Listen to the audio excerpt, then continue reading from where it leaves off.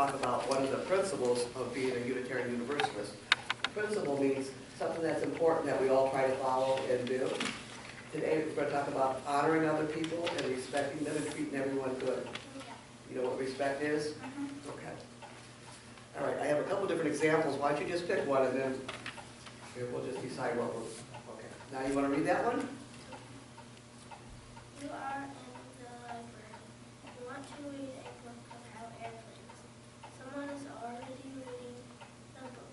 The only notching tale about airplanes. What are some respectful actions and words to use when in the library? What do you think? Please? Please. Can I borrow the book? That's nice instead of trying to grab it or take it or something. We'll do one more, okay? Okay.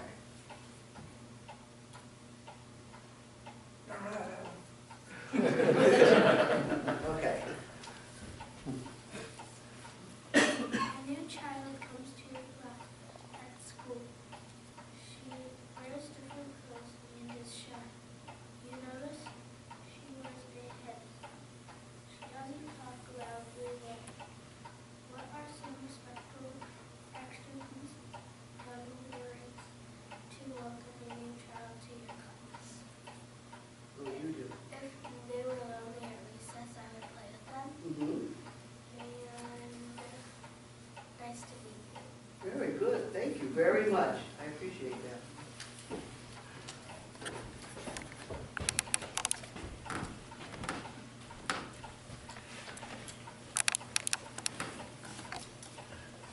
Reflections on the first principle. You have heard it said of Unitarian Universalists, getting us to agree on one another is like herding cats. And yet, at our 1984 General Assembly in Columbus, Ohio, after considerable debate and several amendments from the floor, and this following years of committee meetings and sermons and coffee hour conversations, somehow the cats allowed themselves to be herded under a statement which came to be known as the principles and purposes. It now has a place in the bylaws of the Unitarian Universalist Association, as well as in our hymnals immediately preceding the first hymn. Unitarianism and Universalism, separate religions until the consolidation in 1961, long struggled with creedal statements, particularly Unitarians. As liberal religious people who cherish individual freedom of belief, as proud heretics who don't want to be in the position of squashing dissent, we have been uncomfortable with anything like a creed. However, many forces have, after 200 years, brought us back to the table with pen and paper. We yearn for meaning, for clarity of purpose, for relevance. Our openness can become interpreted as anything goes, as if our congregations were places where people can say and do whatever they want, without any accountability to ideals or to relationships. In fact, during the 1970s, when the move towards the current principles and purposes began, this anything goes attitude led to irresponsible behavior on the part of many, including ministers. The principles and purposes were part of an effort to relocate our center, our cohesion, our integrity. Is it possible for a religious faith to respect individual freedom of belief while still raising up common values, goals, and even guidelines for behavior? Our Unitarian Universalist tradition proves that it's possible, perhaps even necessary. We must do our best at naming words we can stand by, words to guide us, words to provide for others and ourselves a measure for our actions. Freedom of belief, yes. Freedom from responsibility, no. While we don't force one another into statements of belief, we do form and strive to live by statements about how we will be with one another and with the world. We don't issue creeds, we form and live covenants. Our first principle is a call to make the time and effort to get to know people in their particularities, especially those people from unfamiliar backgrounds. A religious community covenanted to affirm and promote the inherent worth and dignity of every person, gently yet continuously searching and stretching itself, noticing who is missing, actively seeking out those whose lives seem foreign, building relationships with and spreading the stories of those whose worth and dignity are jeopardized, and doing our best to help them be restored to a place of worth and dignity. I think often of a simple story that is told about the founder of the Catholic worker movement, Dorothy Day. I read much about her when I took ethics classes. One day she was in her office at the Catholic Workers' Settlement House in New York, talking with a man, a street person, dirty and smelly. He was nearly incoherent, confused, and perhaps mentally ill. One of her assistants stuck his head in the door and she said, "Do you want to speak to one of us?" It was a simple way to affirm and promote the inherent worth and dignity of every person. She did not say, "Yes, what do you want?"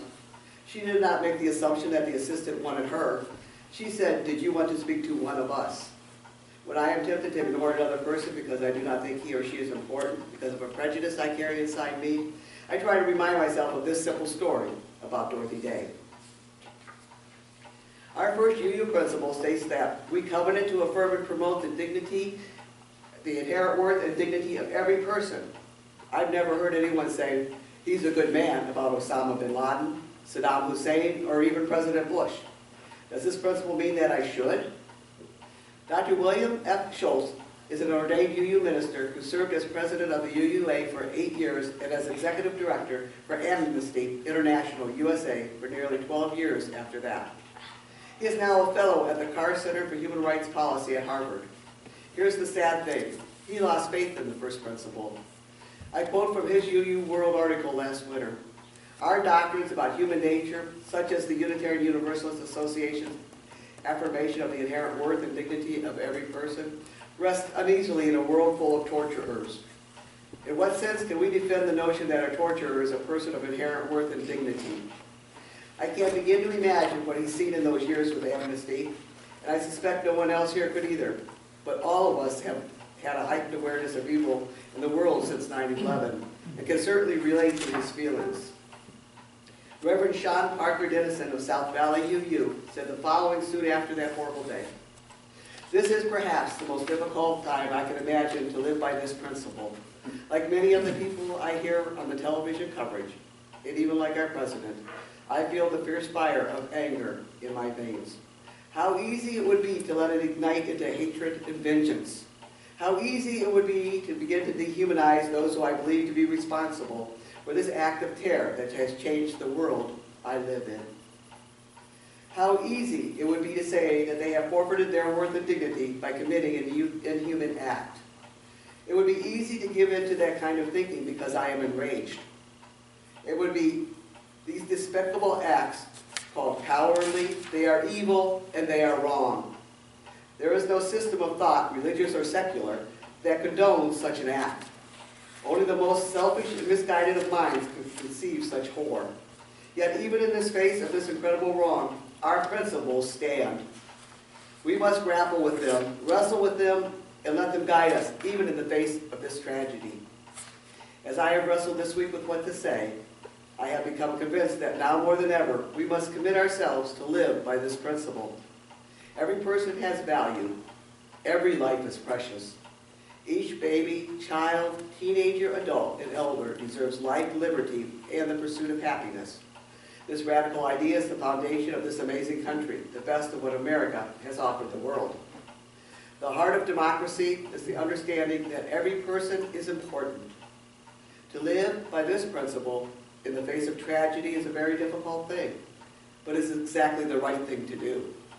If even in our terror and our anger, we can continue to uphold the value of life, and the terror has not defeated us. It is a time like this. It is important to remember that inherent worth and dignity is not the same as blamelessness or freedom from accountability. If we uphold the inherent worth and dignity of every person, we are not saying that whatever they choose to do is somehow okay. What we are saying is that unlike the people that planned and carried out these horrific events, we value human life, every human life. When people behave cruelly and with hatred, we will not intervene. But we will do so in a way that protects and preserves life when we do intervene. Even when we are enraged to seek to readdress a horrible wrong, we will measure our acts by the standards of dignity, honor, and justice. Even in the face of tragedy, we must not forget that every life, American, Arab, Persian, Afghan, is precious. May we not waste a single one. The inherent worth and dignity of every person is not an ontological principle. It is an ethical one. Inherent worth and dignity is not something we confer upon people when they are good and rescind when they are bad. Inherent worth and dignity is not something that resides in the other. but something that is demanded of us. This last point is particularly important. Ontology is a branch of metaphysics concerned with the nature and relations of beings. This principle is not a definition of the human soul. How could it or any of the other principles be ontological? After all, we're the denomination of deeds, not creeds, right? Instead, it is an ethical principle. The humanists who inspired this principle with the following line from their manifesto would certainly agree. We are committed to treating each person as having inherent worth and dignity. Our principles are not statements of how the world is, but rather are a list of goals which we coveted to work towards. I would add that the lack of a statement in the principles about any inherent badness of every person, the muck and meanness that infect our hearts, is not a denial of such, but the fact that we are certainly not going to covenant to affirm and promote it. Reverend Robert Hardy's of All Souls Church, Unitarian in Washington, D.C., answered a question about how to find the inherent worth and dignity of people who seem to be terrible. This is what he said. How do you find the inherent worth of the human being in evil people? The inherent worth and dignity of the human being, to me, is both a faith statement and an ethical grounding. It's not equated with the statement, all people are good. To say that human beings should be ends and of themselves is not means to an end, and that they are endowed with a kind of dignity that demands that we all be treated as ends and not means. And that there's something sacred about the human being does not mean that everyone is good. What Unitarians have always believed is that people have a spark of the divine within them, and the purpose of religion is to grow that spark, and for our lives to grow in love, and to love in ever-expanding circles. But we must also realize, if we're going to be honest with ourselves and honest with history, that there are lots of people who don't do that for lots of different reasons. The most fundamental of which is that the human beings aren't just good. We're prone to sin. I know Unitarians don't like that word sin, but let's face it, people do evil things. And a faith that doesn't face up to that is ultimately a faith that's going to let you down. A faith that doesn't take seriously the potential of people to commit evil deeds is a faith that will lead to a lot of frustration and set you up for a pretty big fall. We can be idealistic about the potential of the human being, its divine origins, and its potential to grow and to love in ever-expanding circles. But we must also need to realize that human beings can be corrupted too, for lots of different reasons. And so, I would still say that a person who is a terrorist, or a person who has committed great evil, is a person who still has, as a human being, inherent worth and dignity. As a human being, which is in no way condoning what they may have done as a human being and the acts that they have committed. And it's not the same as saying that they're good, because they're not. But if you cast away your ethical commitment to the worth of the human being, then what you also cast away, if you let the terrorist or the murderer take that belief away from you, from what you let them take away, that is the basis of your ethics. The basis for you to say that it's actually not right to kill someone in the first place. Because if people aren't inherently worthy and don't have dignity, then what's the ethical stand against murder in the first place? So my feeling is, don't let the evil in the world take your belief and the worth and dignity of the human person away from you. Cling to that faith, and don't confuse it with a naive or a one-sided understanding of human nature. Unitarian Universalism and all progressive religions have been critiqued over and over again for having a too idealistic view of human nature. And then that gets us into trouble when World War I and World War II came along. And the whole 19th century, that there's been this idea that human beings were just going to get better and better and better. Onward and upward forever was the belief. And then World War I happened. And then World War II happened. And we have to reassess, well, actually, maybe all this education, all this progress of civilization actually isn't going to get us to the nirvana that we had expected. So I completely agree with the potential for humans to be pretty horrible. Denying it is actually dangerous because we need to recognize the potential in ourselves as well. Indeed, much of the worst that happens is done by people who don't appreciate their own less than complete goodness. However, it's also risky to deny our potential for good. All of our principles are just to value life, all life, Torturers and terrorists clearly don't value life as we strive to, but if we believe that they have somehow forfeited their worth and dignity, we will devalue their lives. We must try to stop them, but not in ways that bring us down to their level. We must try to remember that they have inherent worth and dignity. This is an irony that the Bush administration failed to recognize. I don't claim to know the answer to the current situation in the Middle East, but I'm quite sure they don't involve branding people and countries the acts of evil and torturing them. And it certainly hasn't helped that so many top intelligent officials don't seem to even care to understand the issues that are so important to our enemies. Most can't articulate the difference between a Sunni and a Shiite, and don't realize that more interest in the people behind the labels might help to improve the strategy of dealing with them.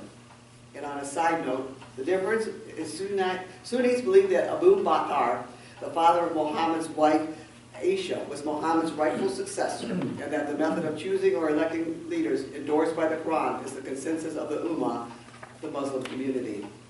Shiites believe that Muhammad divinely ordained his cousin and son-in-law, Ali bin Abi Talib, the father of his grandsons Hassan bin Ali and Hussein bin Ali, in accordance with the command of God to be the next caliph, making Ali and his direct descendants Muhammad's successors. This trap, of course, is not unique to politics. As Reverend Tom Goldsmith of the First Unitarian said, we must acknowledge one unquestionable fact. Religion has a shadow side, and a very dangerous one. Religion can't act for good. It can act on behalf of evil masquerading as good. I personally fear denying the inherent worth is the first step in crossing from the former to the latter. Because, to paraphrase Rabbi Harold Kushner, that switches the religion's task from teaching us whom we're required to love to teaching us whom we're entitled to hate. For example, how paradoxical is it that much of the hateful talk these days come from churches who also teach love thy neighbor, love your enemy, turn the other cheek, and the story of the Good Samaritan in their Sunday schools. This is what Reverend Patricia Tomono of the First UU Society of Middleborough, Massachusetts has to say about the Good Samaritan in the first principle. I thought that seeing the inherent worth of a man in need was a good application of the first principle, but the deeper question was really about the priest and the Levite. How does our belief in the innate goodness of humanity deal with the fact that they didn't stop and help? Are they depraved? Where is their spark of divinity? Where is their inherent worth? This part of the story is really about us, of course. The question is, why do so many of us pass by those in need? Orthodox Christian teaching would explain the priest and Levite by saying, yes, humanity is weak, lazy, selfish, and depraved.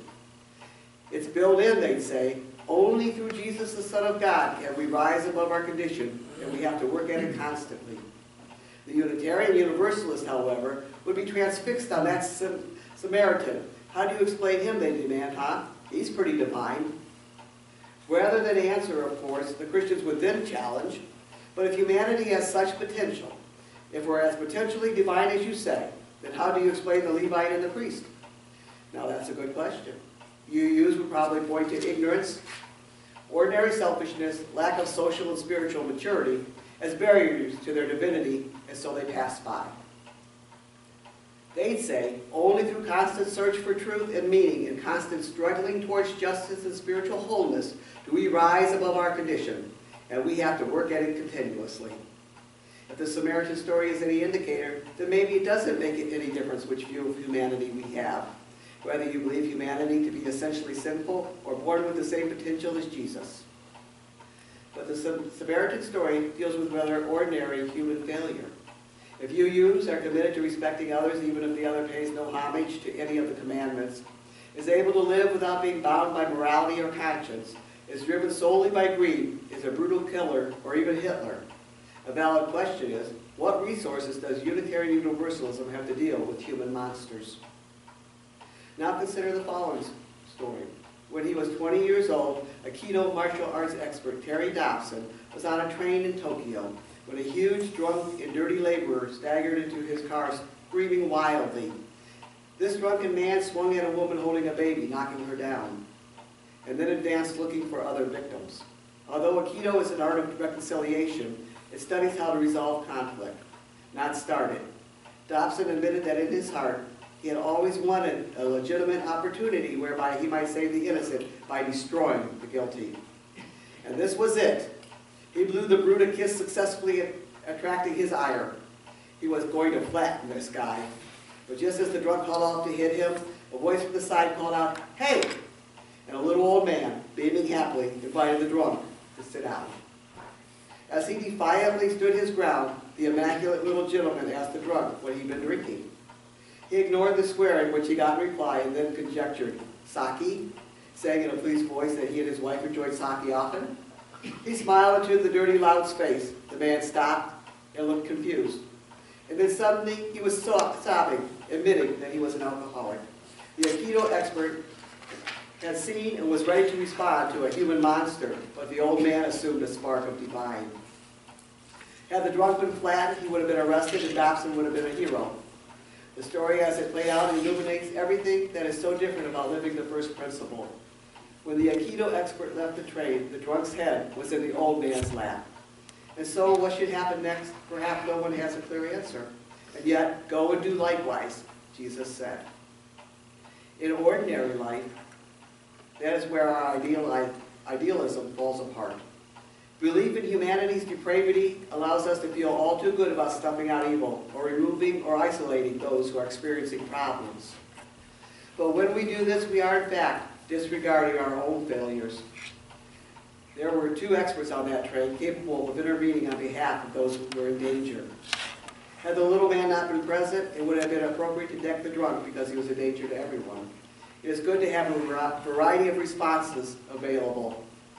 Belief in the worth and dignity of every person forces us, as people in relationship, neighbors if you will, to own physical, psychic, structural, and emotional violence as evidence of our mutual failure in our collective quest for the divine.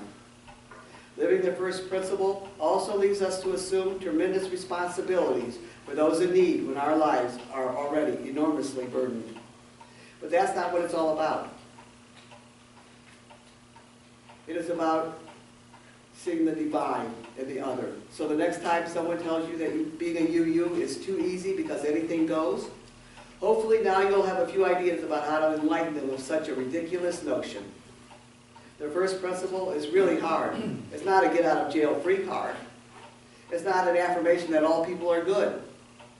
But it's a call to make the world better by treating everyone with respect and doing your best to get others to do likewise for the sake of all of us. Let us listen to the demands of love. Please stand.